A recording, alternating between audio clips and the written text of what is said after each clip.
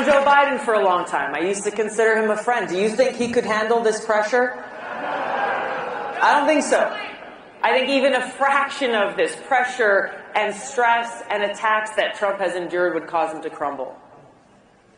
Now, if you listen to what Nikki Haley has been saying, she claims that President Trump only cares about himself and that he's doing all that he's doing only for himself.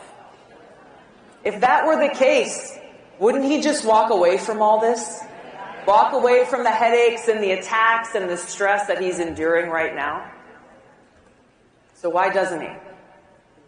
I've had the chance to meet with him and speak with him at length, and I've seen firsthand his heartfelt interactions with friends of mine, veterans, and I've seen how he has touched their hearts and moved them to tears as he expressed his appreciation for their service and their sacrifice. No cameras, no crowds, just that heartfelt conveyance of appreciation.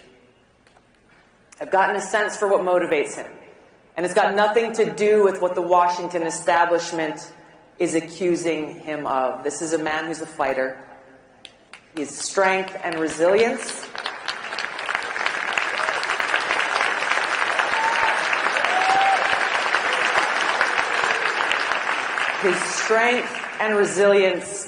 can only come from one place.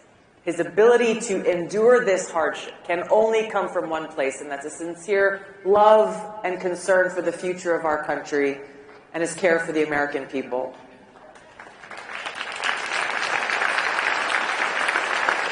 But we've got a lot of work to do ahead of us. Now is the time for us to act motivated by our love of country. We've got to take all the outrage and sadness and fear that we may feel, caused by those in power who have no care or respect for the will of the people. Take all of those feelings and let that motivate us to take action, to find strength in knowing that they are doing what they're doing because they're afraid of us. That just like we see foreign dictators are afraid of democracy, the Democrat elite are so afraid of a free people and a free society, and the possibility that we, the American people, might make the wrong choice in this election by choosing someone other than them.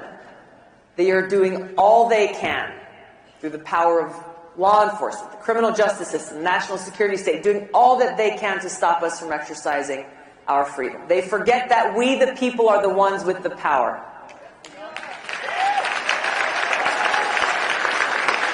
But we have to use that power. We cannot allow them to get away with this.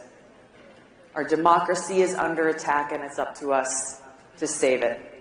We have to hold those responsible accountable at the ballot box. We have to send this strong message to leaders in both parties that those who abuse their power and undermine our democracy and our freedom will not be tolerated.